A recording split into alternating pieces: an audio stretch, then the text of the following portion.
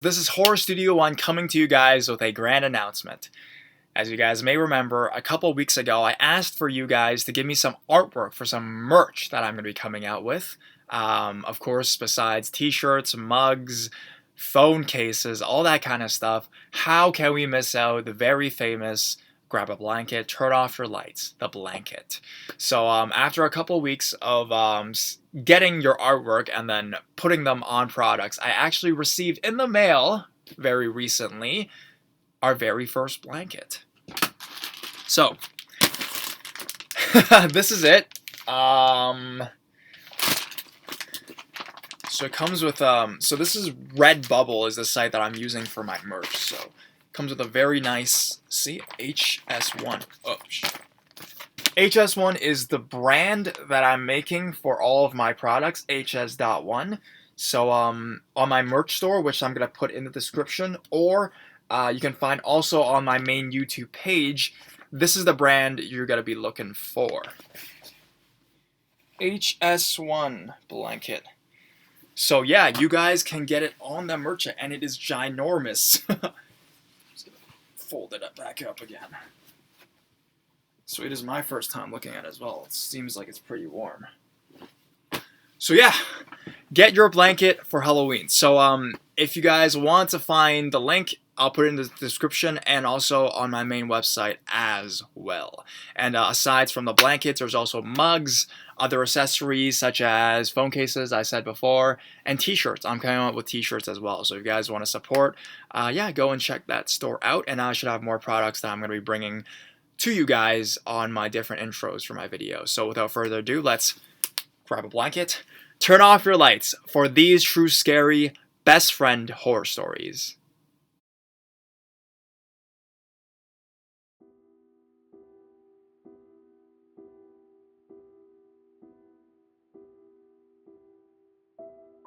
When friends snap.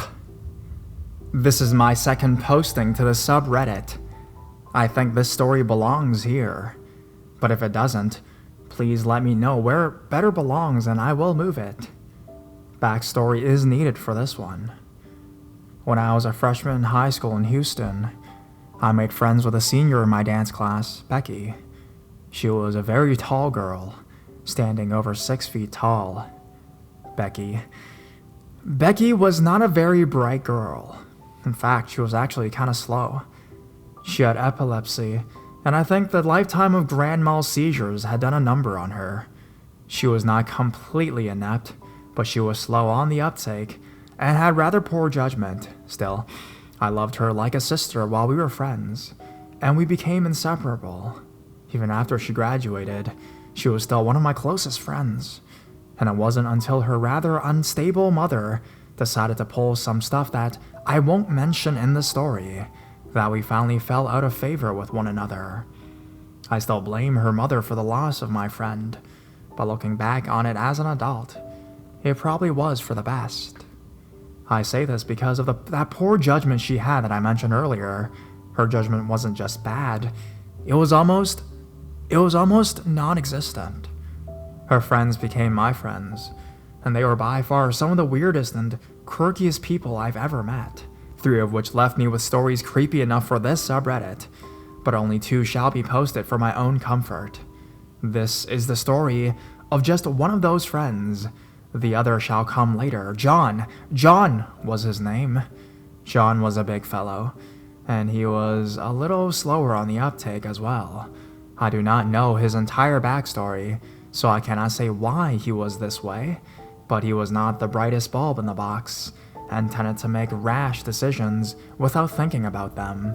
Still, he was Becky's boyfriend, and so the love I had for her rubbed off to him. I don't know if he was just socially awkward or if he was genuinely slow, but either way, John and I became rather close as the years went by, and by the time I was a junior in high school, he was one of those friends that managed to make it to everything I did as a group. He had never done anything to make me think he was truly unhinged, nor make my parents think he was a real threat. My father was wary of him, but more because he was weird, and he didn't trust him not to eventually pull something stupid and ruin our friendship, and thus hurt me or Becky emotionally. This changed, however, when I entered my senior year of high school. Becky and John had broken up during my junior year, but John was still a good friend to the entire group, so we all still hung out on a regular basis. Becky was now with a new guy, George. Becky and George had been together for about a year, and John and George were actually good friends. So when we all decided to go to Galveston for a day at the beach, everyone was on board. At this time, I was dating one of Becky's friends, Nate. This turned out to be disastrous for me, but that's a story for a later date. So, Becky, myself, John, George, Nate, one of my friends from high school named Fred, and Becky's other best friend, Sarah, all loaded up in both John and George's trucks and went to Galveston. And everything was perfectly fine until we parked on the beach and started hanging out. At this particular beach during this time, you could park your vehicle directly on the beach sand about 20 feet from the water. The entire time we were there, John was acting very strange. He would not move away from his truck and come play in the water with us, nor would he engage in any activities while we were there. He just watched us from his truck with a very strange expression and smoked cigarette after cigarette. He looked like he was in deep thought, but angry about whatever it was he was thinking about. You have to realize that just 30 minutes prior, he had been perfectly fine and was laughing and joking with us like he usually did. He was a completely different person on the beach, almost like he had come unhinged. Still, we had spent so much time around him that even though this change of character was so unlike him, we didn't think anything of it. We were there for quite a long time, and eventually, Becky came over to talk to me and said that John wanted to leave. We all went over to ask him what was wrong, and he got incredibly rude with us and would not tell us why or even really talk to any of us, especially Becky and myself. He would not tell us what was wrong despite our asking. Eventually, we all agreed that it would be best if we went ahead and left, as it would soon be getting late anyways. So we all loaded up in the trucks and decided to find somewhere to eat before we headed home from the island.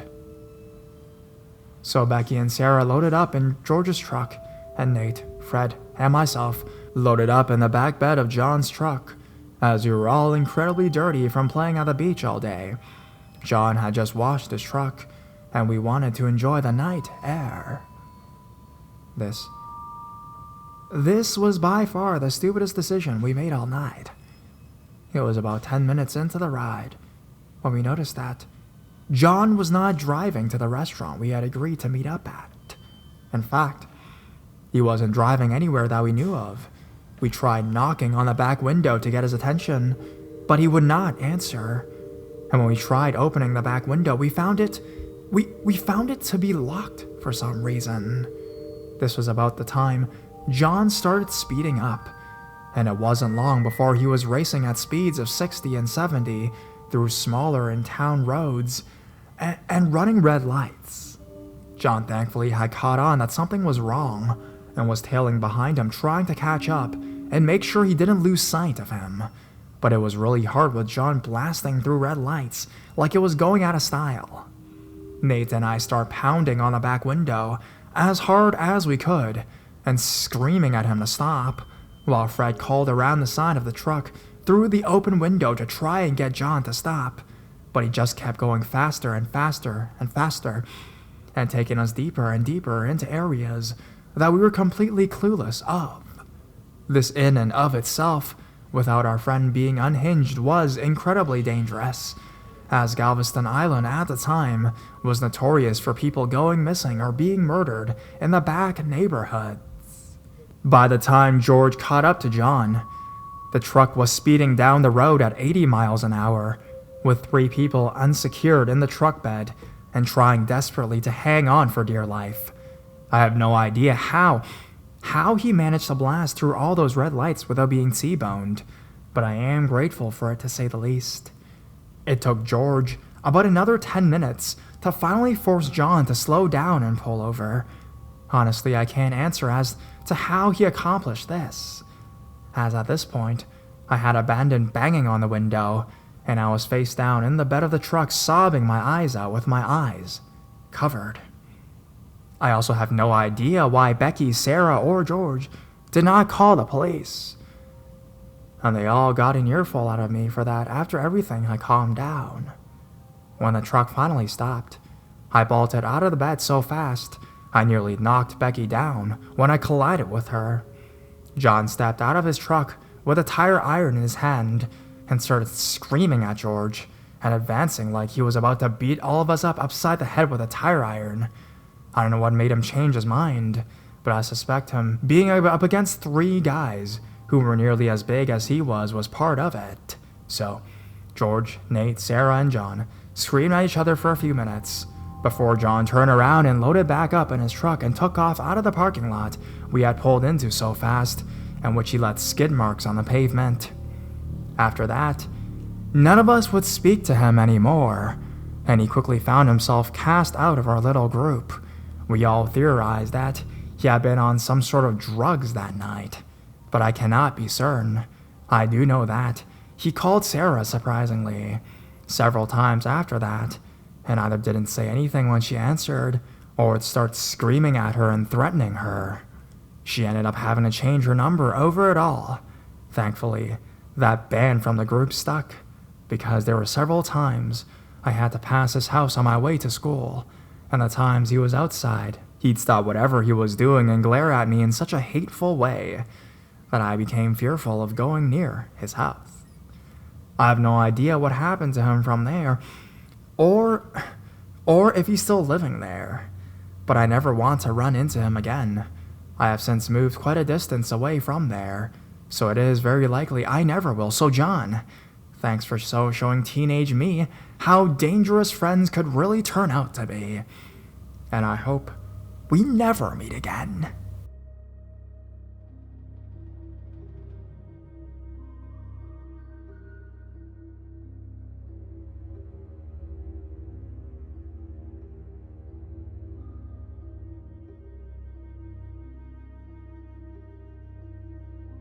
What I had to deal with because someone didn't like my 8-year-old self.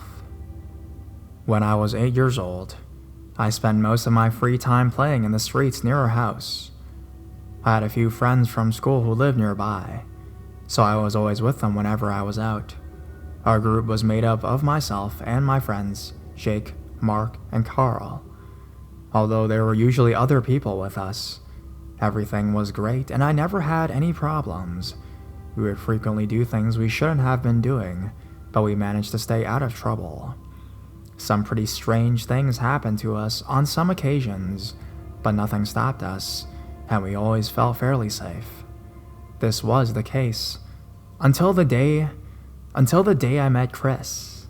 He was 18 years old and lived on the same street as Jake. I don't know how they came to know each other, but they claimed to be friends. We met in the alley behind Chris's house, where he was playing with a remote control car. I was happy to meet him, but he clearly had a much different opinion of me.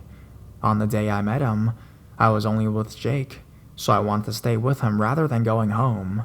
However, I wasn't given much choice, as Chris told me to fuck off, and threatened to set me on fire with a lighter he had. Jake wouldn't back me up, so I just left feeling sad because Jake was my best friend. As I reached the end of the alley, I looked behind me and saw Chris setting his car on fire. He looked at me and my 8-year-old self, and I could see the hatred on his face. This scared me, so I ran the rest of my way home. I didn't see Chris again for a while, and I made sure to avoid going near his house. Unfortunately, this did not last, despite my best efforts. The second time I saw him, he was riding his bike down the street with a bunch of other people who seemed to be about the same age. He swore at me as he passed, and the people with him did the same. Every day, he did exactly the same thing, but he and his gang would chase us down and crash into us. Every day, I would have new tire marks on my legs from where I was hit. For some reason, Chris had decided that he would terrorize and bully all the kids in the area. I stupidly decided to continue as if everything was fine and did not tell anyone about what was happening. Things continued to get worse, and in one encounter with Chris, he chased me down the street with a sledgehammer and threatened to kill me if he caught me anywhere near his house. For some reason, though, this still did not deter me. Not long after that, Chris attacked me with a whip and forced me to carry large stacks of bricks and build a ramp for him to jump his bike. Although on this occasion, he stopped whipping me and decided to help me build the ramp before telling me to leave. On another similar occasion, Chris whipped me and forced me to walk a mile carrying a radiator. I don't know how Chris was never caught doing this, but somehow nobody saw him or tried to stop him. I would have tried to run, but I wasn't exactly the fastest, and he would have caught me easily, and things may have been much worse. To this day, I still have scars from that. After that, I was near my friend Carl's house and unintentionally interrupted Chris and his friends trying to set some bushes on fire. They chased me with homemade flamethrowers and I was almost set on fire. I managed to escape unscathed, but things didn't get better. A few days later, my dad's car was broken into and things were stolen. He threw rocks at both of my parents and even threw one through the window of my dad's car while he was driving. We kept calling the police on him, and when he threw the rock through my dad's window, my dad threw it back at him. Most of the time, my parents were completely caught off guard by his attacks, and it's a miracle that nobody got hurt. Chris and his friends kept terrorizing me, my friends, and my family. I was finally left alone when my granddad caught one of Chris's friends chasing me on a bike. He knocked him off of his bike, grabbed and threatened him. I never had any problems with Chris after that. But he kept treating everyone around him like shit. A few years later, I heard that he was arrested after a police manhunt and his family moved away. That was the last I heard about Chris. And it's been about a decade, since the incident with my granddad. I am now 18 years old, and Chris will be about 28, but I still never want to see him again. The only thing he ever did for me was give me a story to tell people about how weirdly dangerous my life was when I was 8 years old. I don't know why he was the way he was, but I don't care, I just hate him.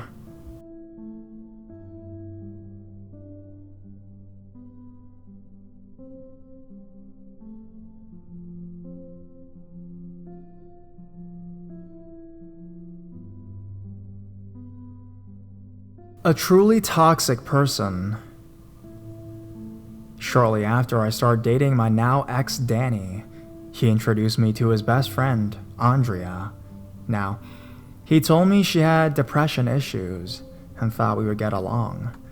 I suffer from OCD, which brings on depression if not managed.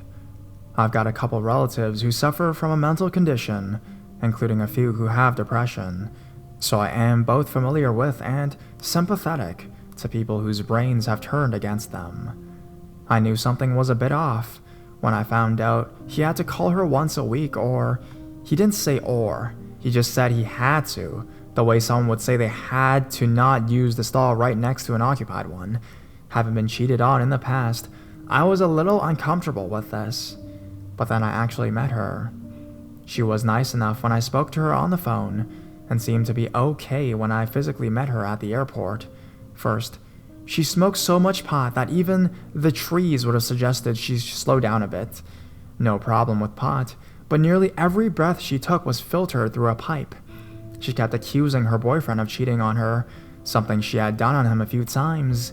She would alternate from flat out refusing to leave the apartment or breaking down in public and bitching about her parents. I could understand the paranoia and knew how much random crying Jag sucked. She'd come to visit for 4 days, but ended up staying for 3 weeks. It was annoying, but damn it, she would not get off our computer and kept asking us to turn the volume down on the TV so she wasn't distracted refreshing Facebook. At the end of the visit, I just wanted her gone. I was so tired of the constant drama and wanted some calm in my life again. I held no ill towards her at this point, since I figured I don't know her full story and she's just going through some shit. After she left, I was on the have to call once a week list, and I learned why it was necessary. I get a raving call if I missed a week about how I'm a bad friend and need to stop being selfish, and she's depressed and can be suicidal. And how would I like it if I was the reason she killed herself? So I went to my boyfriend after I assured her about 40 times that I hadn't called because I'd been busy and sick. I learned her history. 1. If she wanted to hang out and you said no, she would threaten to kill herself. 2. Before you called her bluff, she'd take a bunch of pills and or slice her wrist up. 3. When she would argue with you in person, she'd take a knife and stab herself. 4. She's been on pretty much every antidepressant or anti-anxiety or anti-whatever drug. 5. She's gone super paranoid and thought a few of her friends were making websites to fuck with her and even had evidence showing similarities. 6. She's been in and out of an institution. 7. I hate the word friend zone, but that's what she did to her straight guy friends. Knew of their crushes, told them she wasn't interested, but then would give them lap dances at parties, let them take shots out of her cleavage, etc. And 8. As mentioned above, she had cheated on her boyfriend many times over. I grew to realize how truly manipulative she was when the required calls became daily ones, and she would be all sweet and nice 1 minute, then give sly insults the next. She had Danny wrapped around her finger, fluffing his ego, then telling him he was only dating me because I was the only one who would have him. It was abuse. Before Danny, I had an ex who would do just this thing, and much more, so I knew the signs. I told Danny this, and he seemed relieved, and we figured together he'd tell her for a while he liked to talk only once a month, until she got help. Well, then the next day, I get some phone calls from strangers from all over the world. The first guy told me he'd seen my number, address, and name on eBaum's World posted by an anonymous person, urging people to harass me, and said I'm a stupid, ugly, fat bitch. I'm only going to take a minute to point out how generally nice people are. All but one guy had only called and texted to give me a heads up, and some even said they flagged the post for the admin. The fact that only one out of hundreds of people who saw it had given in to the harassment, and the 14 other calls I got were people who had given up a good portion of their day to warn the offended party.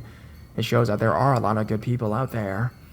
Anyways, I sent a message to the admins of eBaum's, and I then called Andrea because I wasn't stupid and knew of only one person who would do that. I told her that if she didn't take that post down immediately, I would press harassment charges and be sure to inform the very conservative police in her state, known for being very hard on weed, that she had a bunch in her house. Either the site or she took the post down. I've never heard from her since. Thankfully, I'm glad.